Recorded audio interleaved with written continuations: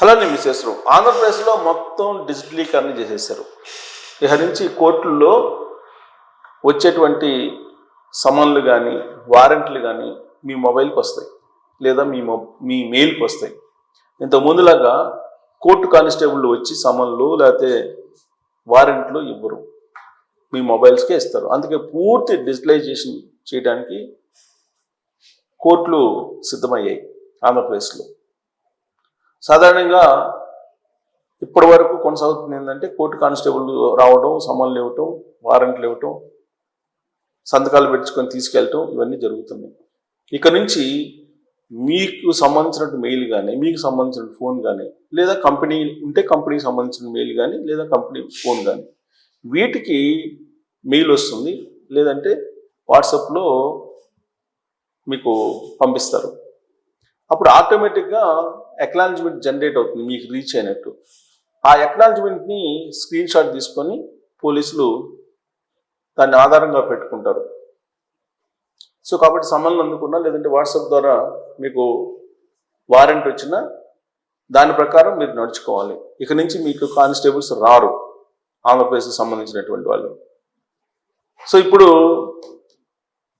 సాక్షులను అరెస్ట్ చేశారనుకోండి, సపోజ్ విచారణలో వారి నుంచి ఫోన్ నెంబర్లు, ఈమెయిల్, మేనేజింగ్ యాప్లు, ఈ వివరాలని SHO అంటే స్టేషన్ హౌస్ ఆఫీసర్ సేకరించి crime and criminal tracking network and systems police స్టేషన్లో రిజిస్టర్లో నమోదు చేయాలి. మహిళలు, పిల్లలపైన జరిగేటువంటి నేరాల విషయంలో సమన్లు, వారెంట్లు జారీ అమలు చేసేటువంటి సమయంలో బాధితుల గుర్తింపు బయటకు రాకుండా పూర్తి జాగ్రత్తలు, గోప్యత తీసుకున్నారు. సో ఎలక్ట్రానిక్ విధానంలో జారీ అయ్యేటువంటి వారెంట్లు కానీ సమన్లపై కోర్టు డిజిటల్ సీల్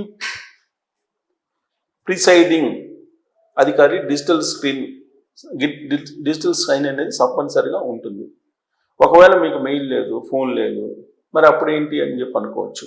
మీకు ఈ లేకపోతే కనుక ఇప్పటి వరకు మీకు ఏ విధంగా అయితే కోర్టు కానిస్టేబుల్ వచ్చి సమన్లు, వారెంట్లు ఇస్తున్నారో అదే తరహాలో సమన్లు, వారెంట్లు ఇస్తారు. కాకపోతే వీళ్ళంత వరకు రాబోయేటువంటి రోజుల్లో అన్ని కేసుల్లో కోర్టు నుంచి మీకు వారెంట్లు కానీ సమన్లు కానీ త్రూ మెయిల్ లేదా వాట్సాప్లో వస్తుంది.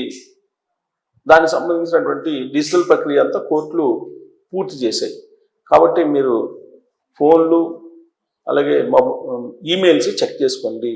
ప్రత్యేకంగా ఈ మధ్యకాలంలో ప్రొఫెసర్ నాగేశ్వరరావు గారు నా ఇంటికి పోలీసులు వచ్చారు, నన్ను అరెస్ట్ చేయడానికి అన్నారు. ఆంధ్రప్రదేశ్ పోలీసులు రారు, నోటీసులు ఇవ్వడానికి కూడా మీ దగ్గర రారు.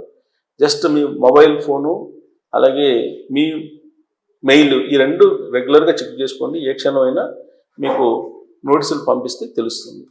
దీని మీద మీరు కామెంట్ చేయొచ్చు. Thank you.